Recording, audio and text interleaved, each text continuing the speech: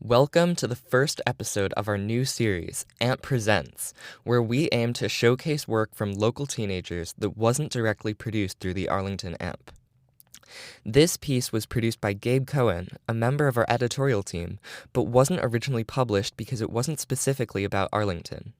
We hope that by creating a platform for students to submit their work that doesn't necessarily conform to the Arlington AMP's editorial style, we can start to build a youth journalism community that goes beyond what we currently do. We will release more details on our major upcoming plans soon, so be sure to stay tuned, especially if you are an Arlington teenager who's interested in journalism, storytelling, or multimedia production.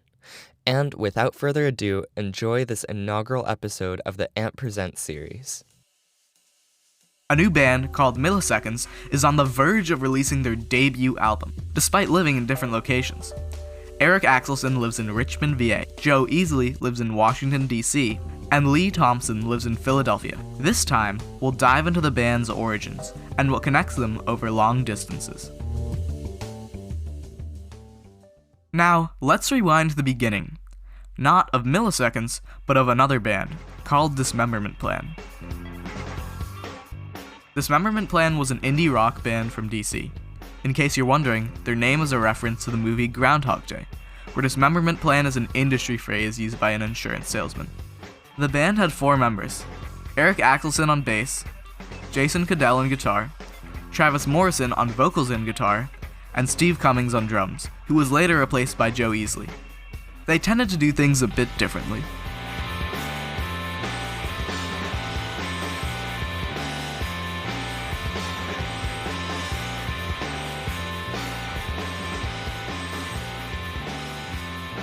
According to Eric Axelson in an interview conducted by us, this built up a thick skin for criticism. Because the Plan was such a weird band, we got a thick skin pretty early on to not really care what people think.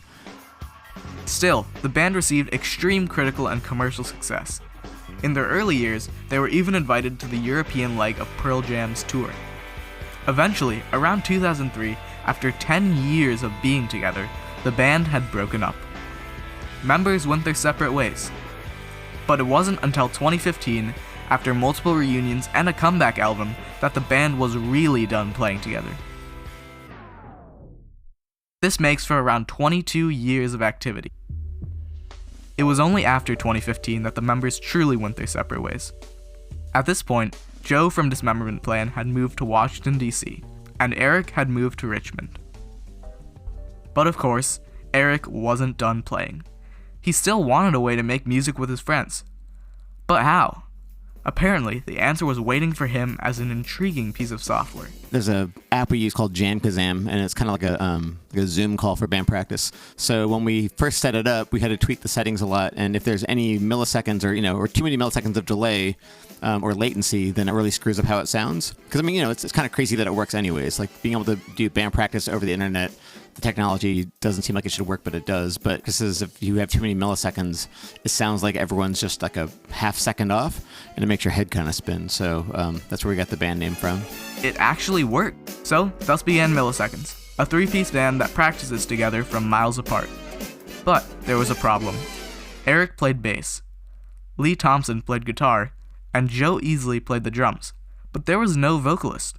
Eventually, Eric stepped up to the job of vocals. Oh, yeah. No, it's something that, if you read about it, you probably saw that it's been like a lifelong anxiety thing for me. I tend to avoid singing. I've done some shouting in bands when I was younger, but actual singing, avoided like the plague. It's one of those things where I've been playing bass for, since I was 16. And I've never really practiced singing, so it's a whole new instrument for me to learn and work on, and it's pretty humbling. It's something that, I'll probably have to keep working at as long as I want to sing. So, what next? Now that Eric knew how to sing, he began to lyricize songs. For about 1 hour a week, the band could come together to practice and formulate these songs. Over the course of 6 whole years, they developed 12 songs that would become a part of their album, So This Is How It Happens. And then working at it, but it was just a slow process. So I guess, technically 6 years, 7 years. Once we realized that we wanted to make a record, I think that was probably last spring, so we got on the calendar at J. Robbins Studio, and then started, really hunkering down on getting things tightened up. once we had 12 songs, we're like, oh, this is a thing, huh? Milliseconds is releasing an entire album practically without touching. What does this mean for other bands? Has the technology behind remote practices gotten so good that an entire rock band could form through, say, an online community? Perhaps not, but still, it's exciting to think of the possibilities, and Milliseconds is a stark reminder of what can be possible, even across time and distance.